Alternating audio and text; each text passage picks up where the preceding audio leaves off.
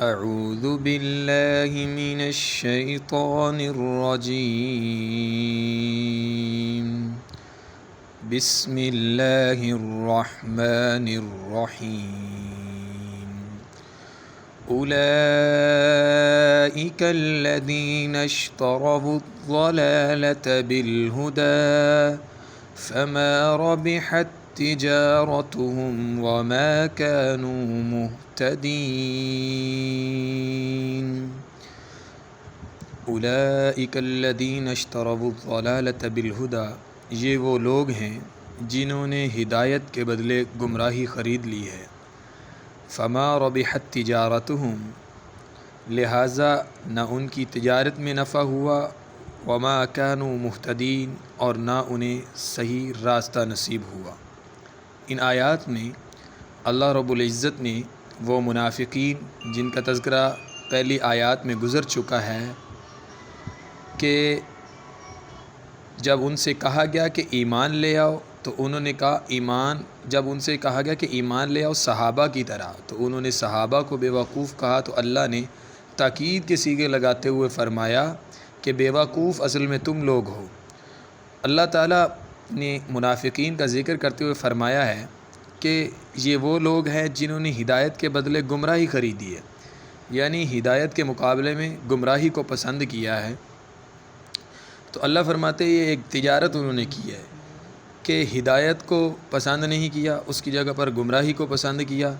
تو یہ آپس میں تبادلہ کیا کہ گمراہی کو لے لیا اور ہدایت کو چھوڑ دیا۔ تو مطلب یہ ہے کہ انہوں نے تجارت کی، لیکن فرمایا یہ ایسی تجارت ہے جس کا انہیں کوئی نفع نہیں ہوگا اور انہیں صحیح راستہ بھی نصیب نہیں ہوگا۔ آج کل کے دور کے اندر بھی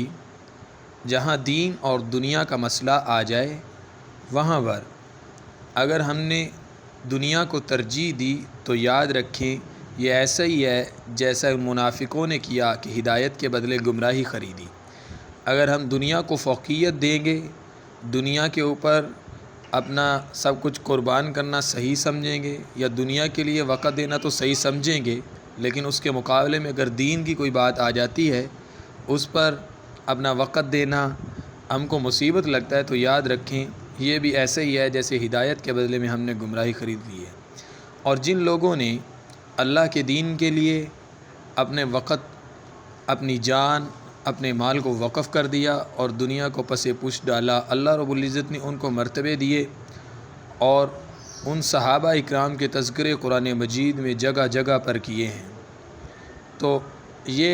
اللہ تعالیٰ کا اصول رہا ہے کہ جس نے دین کو ہمیشہ آگے رکھا اور دنیا کو پس پش ڈالا، اللہ نے اسے دنیا میں بھی چمکا دیا، آخرت میں بھی چمکا دیا۔ لیکن جس نے دنیا کی ظاہری شکل کو دیکھتے ہوئے، ظاہری نفع، ظاہری تجارت کو دیکھتے ہوئے اللہ کے دین کو چھوڑا ہے، وہ دنیا میں بھی ناکام رہے اور آخرت میں بھی ناکام ہوں گے۔ جن کی شکل ہم کفار کی شکل میں، جن کا ہم کفار کی شکل میں اور منافقین کی شکل میں تجربہ کر سکتے ہیں، جس کو قرآن مجید نے بارہا دفعہ بیان کیا۔